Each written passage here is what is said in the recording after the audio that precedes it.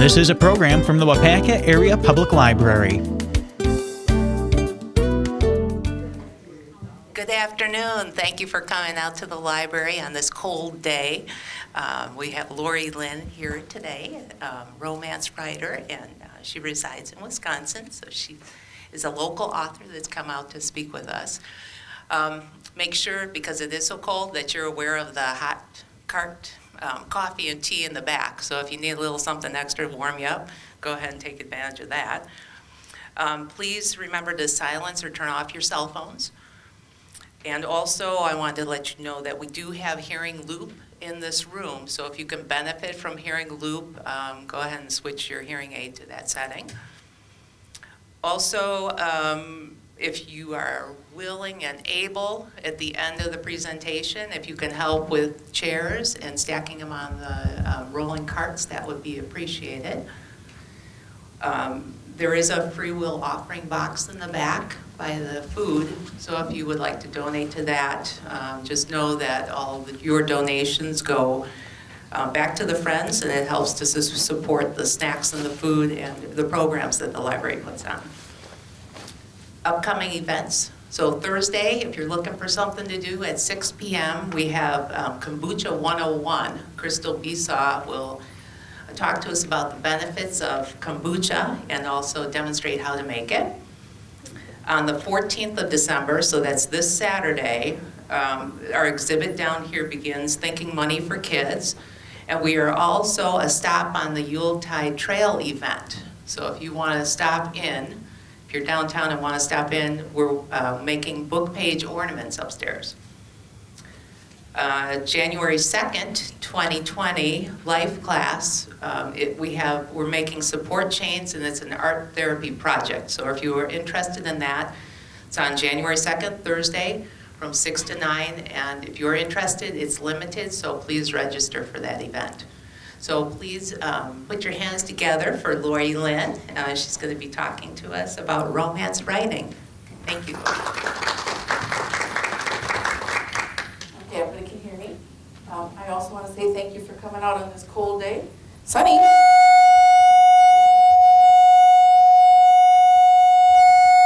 You shouldn't have said that. I'd rather have the sun than the 3 feet of snow I got up north last week. Okay. A little bit about me. I grew up, our address was Iola. Still going to do it, huh?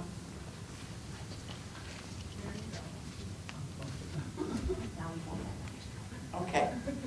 Our address was Iola, but we lived smack dab in between Iola and Tegerton. And I graduated from Marion High School because we were smack dab between Marion and Rushelt, which was where my mom is from. And I went to Stevens Point, UW Stevens Point, graduated from there with a language degree, and then went to work for Century Insurance. And I was in their international department, and 6 months later they sold off all their international companies. So I'm like, okay, now what do I do?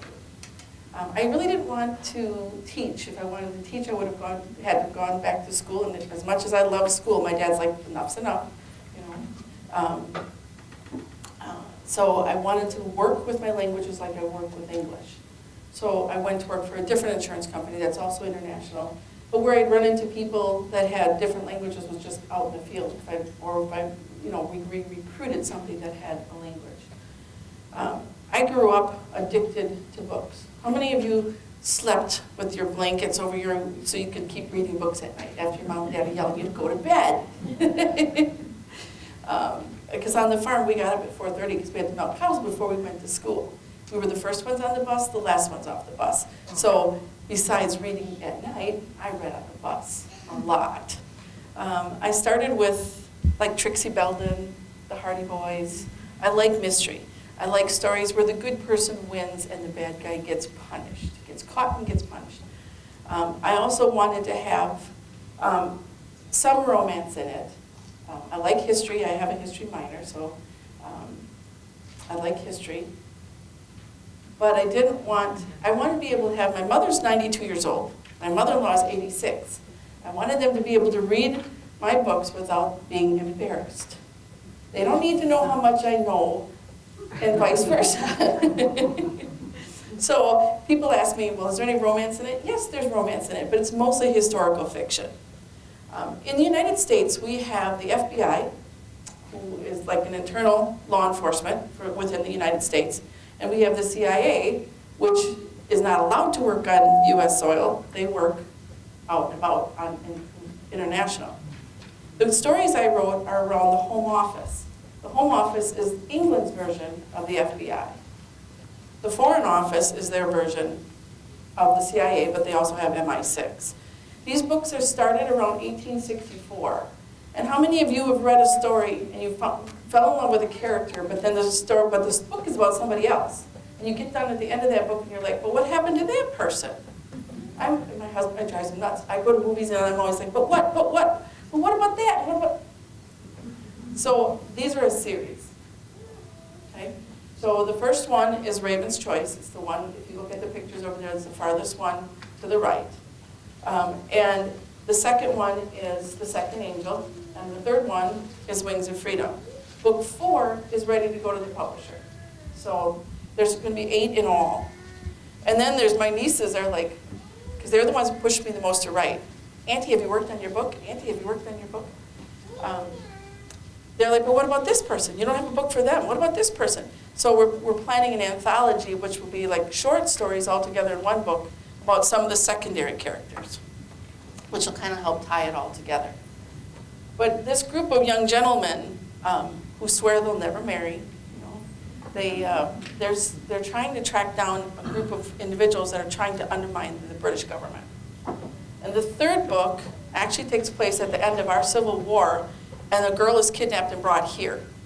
And so it's they're trying to track her down, find her, and get her back at a time when we're in war, and Britain had signed a decree of neutrality.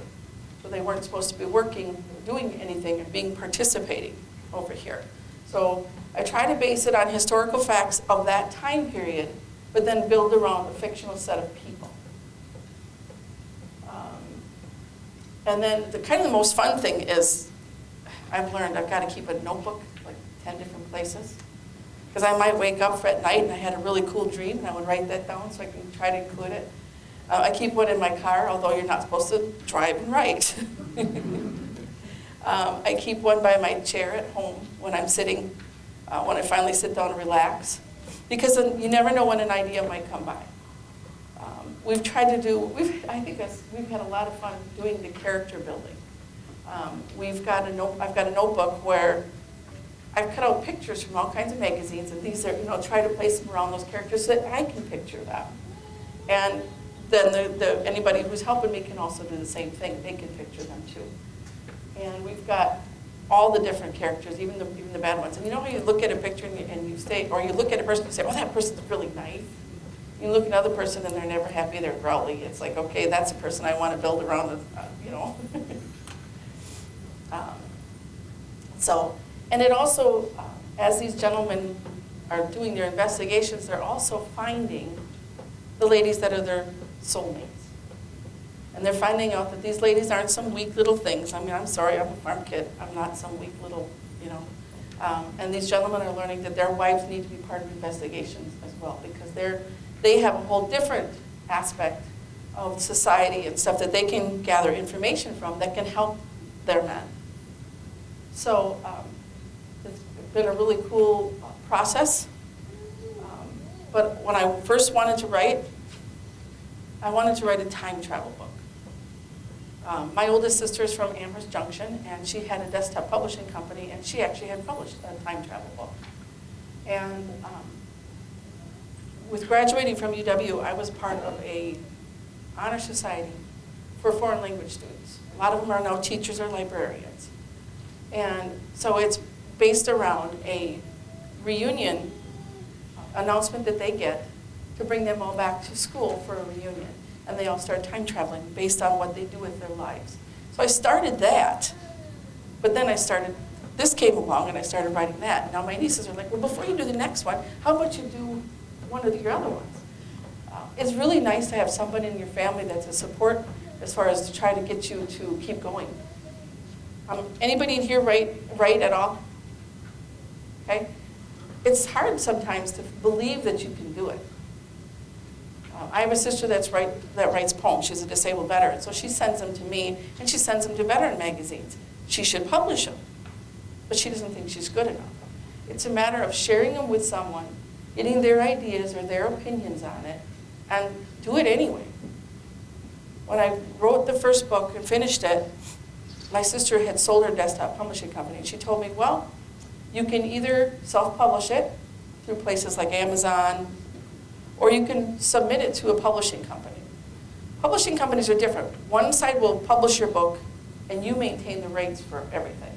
Other ones will buy your book, and then your manuscript, and then they own those rights. I figured, well, you know what? I'm going to submit it to a New York publisher. If they accept it, great. If they don't, I can always self-publish. They accepted it. So that was kind of cool. And they've done all three so far.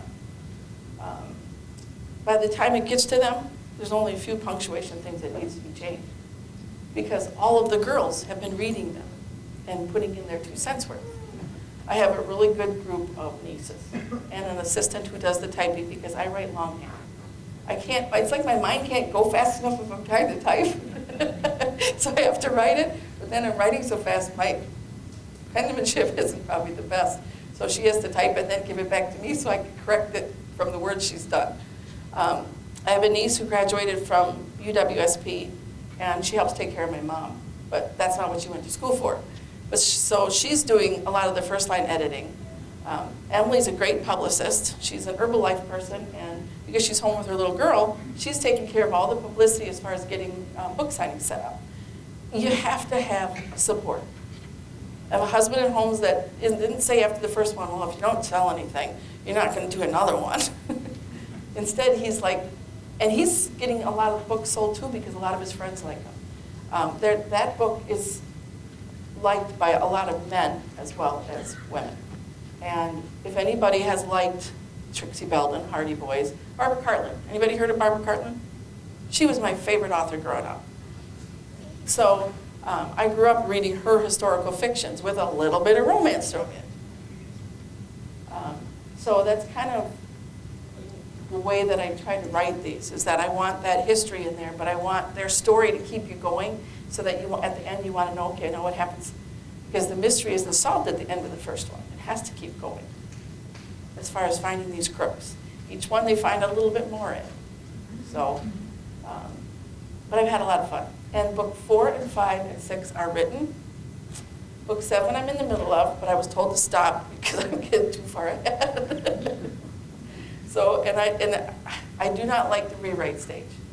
I'm too defensive. I'm always like, what's wrong with that? So that's the part we've been at in book 4, and that's why I said it's ready to go to the publisher now. One of the biggest challenges, I think, with writing book 4 and 5 is that they happen at the same time.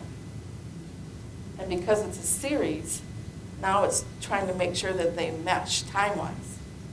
And again, I have a niece who's really anal retentive when it comes to those kinds of things. So she's like, no, you can't go here this day because you wouldn't have got there that fast. So she's real good about that. The publisher does the cover based on my ideas until, I think the last one is the one that went back and forth and back and forth and back and forth, because I wanted a Victorian dock with a ship disappearing in the frog. And the first thing they did was a dock from like up north, like up in Bayfield County. You know, this is an old decrepit dock with no ships. And then they did a ship and it looked like it was sinking. And then they did like 10 ships. So we've been having fun with the different covers.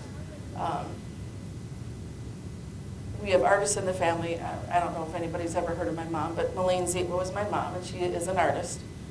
And my brother is an artist. He lives in Marion. They would love to have done the covers, but it's not that kind of book. And now that my mom's had a stroke, she can't do that anymore either. So, but like I said, we've had a lot of fun. I guess the biggest thing is to see if there's any questions that you guys have about how I did things, or how to go about doing something. Any questions? Go ahead. I was curious how long it takes you to do the research on the history, and how do you do the research on the history? Well, like I said, I'm an avid reader, but I don't read just these kinds of books. I read a lot of history books. My degree in college was a culture and language degree. So you've got the history classes that went along with the languages. So by the time I got done, there's 2 classes that I'm actually shy for another degree. And that's American history, which I tested out of. But, so I read a lot of books. I have a lot of books based on the royalty and the royal families of Europe and England especially. Some of the things that you go to look up online, you've got to be careful because a lot of it is, I swear, made up. Especially Wikipedia and some of the other ones. It's like, they're really terrible. So it's a matter of just finding the right things. I also go to a lot of book signings, and I like the ones where there are more than one author there, so that you can pick their brains and they pick your brains back and forth. One of the last ones I went to was at Stevens Point, and there was a couple of history professors and English professors there. So we kind of trade off books too. But I like to read. I can't wait to retire so I can read. Read more of it. So I've worked for 25 years for this insurance company that I'm at now. And it involves a lot of travel around the state, so I'm in a hotel room, I'm reading. And in the car, I'm either doing an audiobook or, trying to take down ideas like on my phone so that I'm... So when you're reading this history books, are you taking notes? Yes. Or do you just retain, okay, you take notes? I take notes. I mean, I retain some because the more you write things down, the more you retain them. Right. But they're my books. I don't like to write in them, but I might highlight some things. Knowing that you might use it in the future in a book Right. that you write. Okay, that's And yes, I'm getting into ebooks now, but I really like having the book. And my husband's like, how many bookshelves do you need? We've probably argued more about books than anything else because they really shouldn't be at an upper level. They should really be on a floor that's going to support them. So that's one of the things, we've got a lot of bookshelves. I work with the local library when I have books that are fiction books. If I have too many of them, I'll donate some of them back to the library, which is, they have book sales to raise money. Like I said, they're trying to raise money for a library right now. But all my history books are on my shelves. And my mom was, when all these country schools were closing down, she went around and bought up all their books. So I got all the books.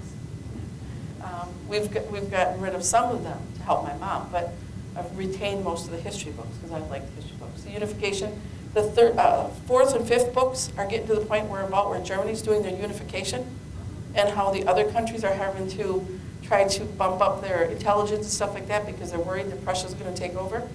So it's based around that. One of my majors was German, and I studied in Germany. I've been to a lot of the concentration camps, and so it's going to be, bringing some of that history back in with Prussia. My dad's family is from the part of, it's Poland now, but it used to be Prussia. Mom's family is from Germany. And so I do a lot of genealogy. And that helps too because I've got the history books from those towns. So I've kind of tied it all in. My mom had written 3 generations of her family.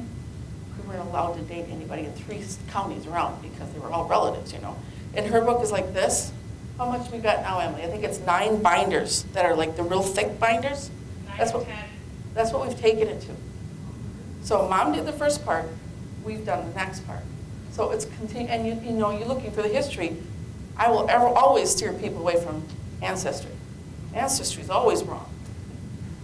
And when I find somebody on Ancestry, they're usually taking it from our site because we're on Heritage. I just like their site better. People have their things that they like better. But I like reading history, like watching history.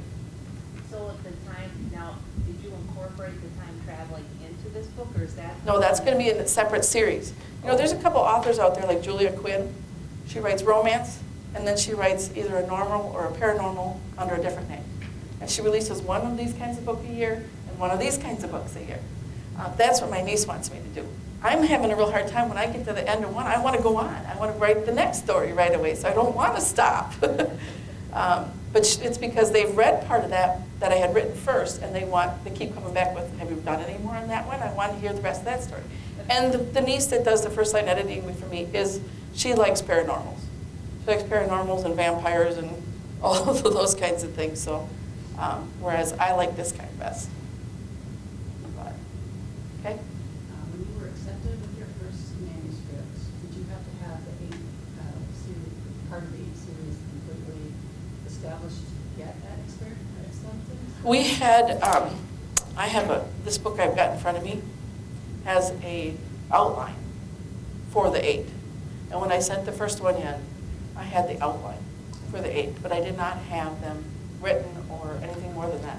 The synopsis as we've done as we've gone along for those, because the synopsis for book 2 is at the end of book 1, you know, and subsequently after that. So, and you know, I know there's a lot of these publishing companies out there you got to be careful about. I was contacted about a month ago from New Reader magazine. It's a quarterly magazine that usually puts somebody in there that's their person that they're doing that month or that quarter. And they contacted me to say that my first book had been one of 5 out of 100 that was picked to be favored in that episode, or that next magazine. That's great, but they tie it with a package where they have somebody do the screenplay and send it to the television people and film people, and oh, the package is worth $25,000, and your share of that's only $11,000. And if we don't get the TV person to accept your book, you'll get your money back. But in the small print, it'll say something like, you only have the first year to find that, but they have 2 to 7 years to get it to a film person. So you really got to watch, because it's a shame, because you know we've talked about it in my family too, that there's so many people out there that are spending so much of their time to come up with these scams, that if they spent this much of that time coming up to do something legal, how much money could they be making? Yesterday, I think I got 5 calls from Apple, but it wasn't Apple. And because I keep blocking these numbers, they just come in from other numbers. Warranties. You know, once you get your name out there for these different things, you start getting all of this kind of stuff besides. And it's really a shame, because it disillusions a person. I have a friend whose daughter wrote a book, and before it got published, somebody in the publishing company stole her book and wrote a movie out of it. Okay, so you really got to investigate the company you may or may not want to work with. Because check them with the Better Business Bureau, check them with other types of, look online for reviews on that company, because you can't trust them all. So many of them are, like I said, they're trying to find the easy way to make it off from someone else's work and ruining a lot of it. The copyright wasn't done yet. Copyright's part of what the publishing company does for you. But because they got it first and Quick wrote that screenplay, see, that's the thing with this magazine. They couldn't write the screenplay because that book is under contract with that publishing company. Once it's out of contract with the publishing company, then someone else could write the screenplay. I could write the screenplay. That's different because I own the rights. But yeah, they stole it. You know, so I had all these horror stories being told to me before I even submitted. And my sister had, like I said, had sold her publishing company right about the time when I wanted to send one in. My nephew was murdered in Stevens Point by Skip Bolt, and he was the graphic artist for most of her covers. So her heart, she just wasn't in it anymore after that, and now she's raising her granddaughter too. So it was like the first murder in 20 years. So you believe me when I say I want the bad guy to get it. Any other questions? Okay. So I think the most key thing is that if you want to write. But have someone read it. You know, but don't necessarily take what they say, because I don't know about the rest of you. How many of you had an English lit professor you didn't like? I had an English lit professor that made me compare Kurt Vonnegut to Mark Twain. I love Mark Twain. I hated Kurt Vonnegut. And it's like my mom with her art. She said, if you go to an art show, the judges might not like that kind of art. It's all opinion. So if you write for your own self and your own enjoyment, write. But don't be afraid to let someone else read it and see what they think of it. When I started, my husband was like, you're never going to write a book. How many words are in there? You're never going to be able to put that all together. Watch me. So it just, don't, I mean, I'm 57 years old. And that first book was published 3-4 years ago. You know, most people don't wait till they're in their 50s to turn around to write their first book. But do it. I mean, if that's what, you know, if you want to be a singer, sing. the same too. If you want to be writer, write. Some people like to just read, but I don't know about you, but there's some books that I've read that I'm like, I don't like the way that ended. I'd rather it ended this other way. Or like I said, what happened to that person? You know, but. So I'm always a person that's, you know, I'm my boss. You're the but person. Go ahead. Do you have a regular schedule? Not yet, because I'm still working. So when I get hurt like this, I get a lot more writing done. I don't try to get hurt. My boss keeps telling me she doesn't give me this bubble, but that don't work. But especially when I'm in a hotel, I need to make sure that I buckle down and do some work. This morning, yeah, I would much rather just been reading, but I also have the last edit for book 4 along with me. So I take it with me. So I need to make, it's one of those things where, okay, before you read, or before you write on book 7, you need to go spend this many hours on book 4. Because it's got to get done. My publisher's on my case right now because it's late. So, go ahead. Oh gosh, I just forgot what I was going to say. Ask me later. Oh, see, that's why I keep a book with me, because I'm always forgetting. Right, yeah. But if anybody wants to look at, like, I've got my character book along with me. And it was cool, too, because when my sister sold her company, she also gave me a lot of books on writing, on developing characters, keeping your people interested in the story. Have anybody ever read the Left Behind series? It's a fictional series of books based on the end times, written around the messianic prophecies from the Bible. Each one of those books, you don't want, when it gets done, you want to find the next one right away and read it. That's what I want to happen. I want people to want to go get that next book and see what happens in the next book. Now we're in order. Okay. What do you think of hiring some outside editor? Would you even bother to send it? You know, you read all these things in the Writer's Digest and stuff about all the about what you should do on finding an editor, you know, before you kind of publish. What do you think of that? Again, that's another one of those things that you need to investigate. Because I looked into literary agents. Part of what a literary agent does is they usually have editors on staff and stuff like that. But because they also find you your publisher. But I already had a publisher. So I needed a publicist, someone who has the time to send out the emails and set up book signings, which I don't have that time right now. Editors, you also got to be careful. There are really good ones out there. I used to do book reviews. It's hard for me to do a book review on a book I don't like. Editors, it's hard to find editors to read a book they don't like if it's not the kind of book that they like. So when you're looking for editors, you got to look for which genre are they editing.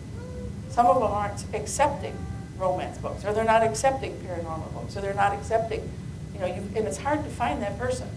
So I happen to get lucky. I have a niece who's excellent at it because my sister and my 2 oldest and youngest sisters belonged to the romance writers. And when they had that company. And so that's the daughter of one of them. And she'd go to the romance writers conferences with my sister. And she's probably as much of a reader as I am, but she's guilty of the other thing. She's got 10 books started and she hasn't finished them as far as writing.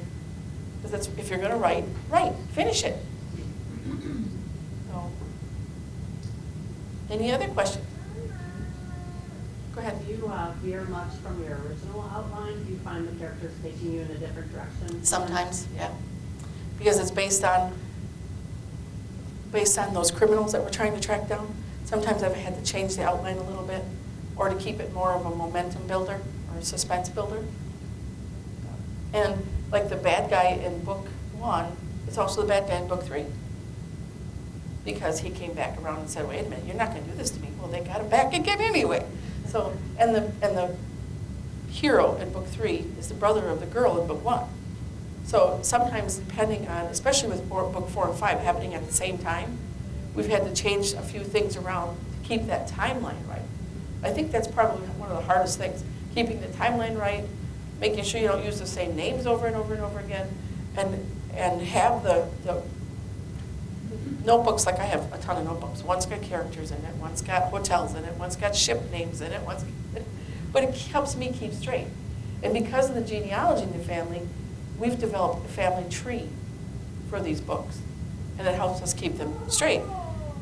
My niece, like I said, who's extremely anal retentive, more so than me, is always like, well, what about their parents and their grandparents? I'm like, we're never going to see them. But you still need to know where they came from. So, because she wants to see that completed family tree. So, and then seeing how they connect. They're not all related. There's just a couple of them that are related. But. Okay.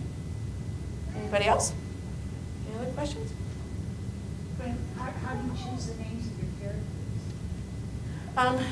I kind of try to choose the names based on the time period and their heritage. So if they're Greek, we try to find a Greek name from that time period. But we also try to find names we like.